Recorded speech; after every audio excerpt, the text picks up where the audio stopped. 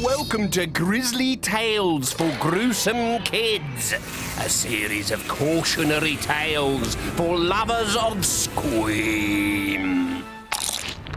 Today, Spindleshanks and I will be proving that it's impossible to choose a wife from a kiss in the dark. Are your lips prepared? Then pucker up. Like it? Is it true love? Want to marry it? Yeah, that's filthy. And so's this tale. I call it Dirty Bertie. Mr. and Mrs. Bath were the cleanest people in the world. Bertie was dirty. Soap was his sworn enemy. Shampoo was witch spit. Toothpaste was squeezed from the slime hole of a slug. Or so Bertie thought. His toothbrush was only ever used to tickle worms in his trainers, and his hairbrush was never used at all. It gathered dust until 3 orphaned hedgehogs stole it in the mistaken belief that it was their dead mother. And of course, Bertie never took a bath. Why not? Wailed his mother. In case I drown my pets, said Bertie. And with that, he shook his head and a cloud of insects flew out from his hair, followed by a nesting house martin and a startled mouse with a saucepan. Whenever Bertie went out, stink clouds followed him down the street, curling the corners of paving slabs, wilting lampposts, and dissolving queues in the twitch of a nose. Shush! His parents tried to clean Bertie up by stealing his clothes in the dead of night, but Bertie was ready for them. They even tried telling Bertie that from now on, the family would be making its own entertainment, like people did in olden days. I've just remembered a parlour game from the Middle Ages, cried his mother. One of us sits in these stocks, while the other 2 throw wet sponges at him. Bertie, why don't you start? But Bertie could spot an attempted sponge bath at 50 paces. His mother despaired.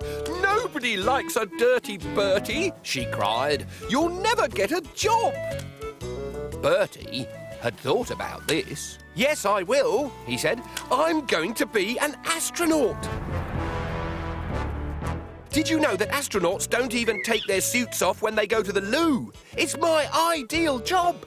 In fact, I've heard that unless you smell like a dead badger, they won't let you in. And with that, Dirty Bertie went outside to build himself a space rocket.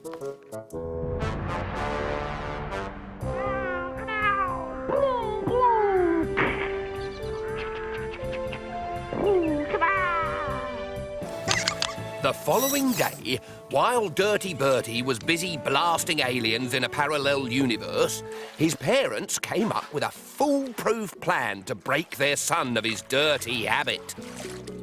We'll find him a girlfriend, said his father. Love will smarten him up. Then they put an advert in the local paper and waited for the girls to call.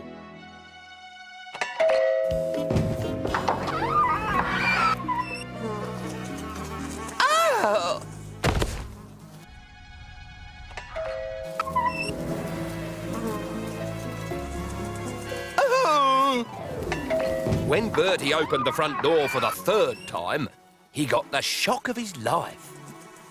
Sorry, said Bertie's look-alike, but I had to copy someone's body in a rush, and I saw yours through the window. Duck! They're coming!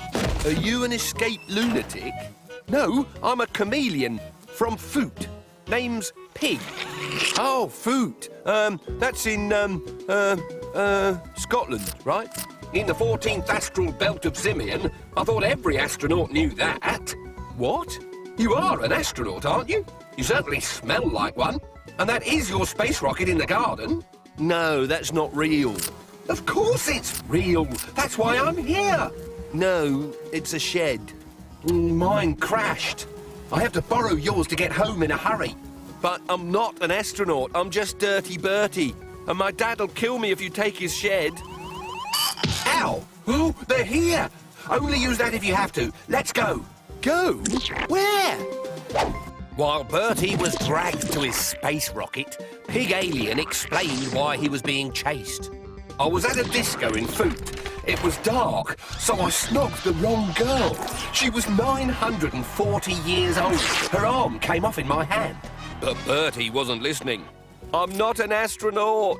I'm just Dirty Bertie. Nice ship. Put this helmet on for takeoff. But sheds don't fly. You see, I made the mistake of telling this rotten hag, Putrid, that I never wanted to see her again. That was when her two brothers appeared. Turned out they were space mafia and I had a choice. Marry Putrid or die. That's why you've got to fly me out of here. But I'm not an astronaut.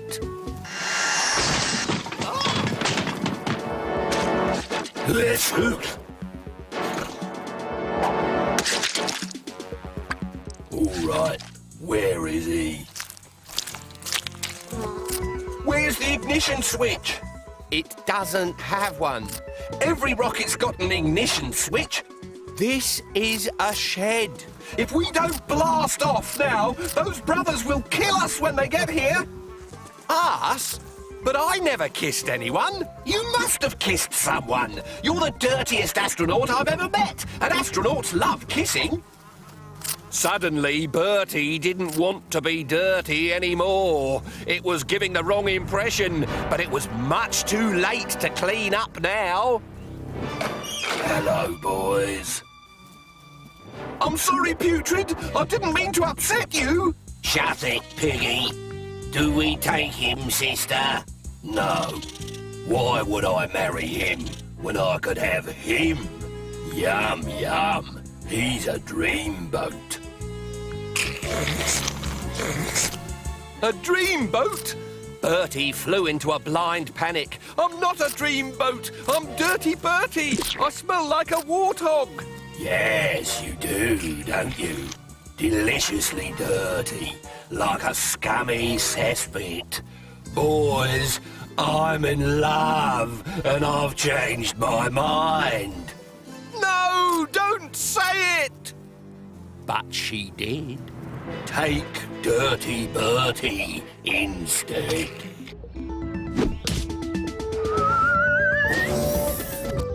It was a foul piece of luck. Dirty Bertie was flown back to Foot to marry Putrid. And that is where he still is today. Back at home, Bertie's parents found an alien in the shed. Where's Bertie? Shrieked Mrs. Barr.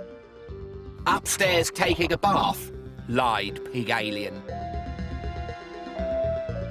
I'll just go and get him. And from that day on, Mr. and Mrs. Bath and the chameleon from Food lived happily ever after. You'll never guess what now. I'm Spindleshanks' best man. Oi, lovebirds, don't forget the ring. Whoops! Just squashed the bride.